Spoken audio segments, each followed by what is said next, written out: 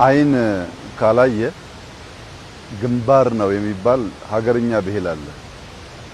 አይንን ገልጦ ማየት ካልተቻለ ልክ እንደ ግንባር ተልእኮውን ዋነኛ ስራውን ያጣዋል። እኛ በበቂ ማየት ባለመቻላችን ለዘመናት በከተማችን ልናይ የሚገባንን ውበት ልናይ የሚገባንን ሳቢ ቦታ ማየት ሳንችል ኖረናል።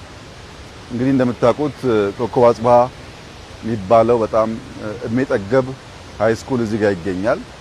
እዚህ የተማሩ በጣም ብዙ ሰዎች አሉ። ቀበና ስመጥር ወንዝ ነው። ድልድዩ በጣም ይታወቃል። በዚህ አካባቢ ብቸኛው ድልድይ ስለነበረ በዚህ ድልድይ ያልተሻገረ ይሄን አካባቢ የማያውቅ ብዙ ሰው የለም። አዲስ አበባ ቀበና አሁን ያለውን ቅርጽ፣ አሁን ያለውን መልክ፣ አሁን ያለውን ውበት ሊይዝ ይችላል ብሎ ማየት ያስፈልጋል። አስቀድሞ ማየት ሲቻል ስራ ይከተላል።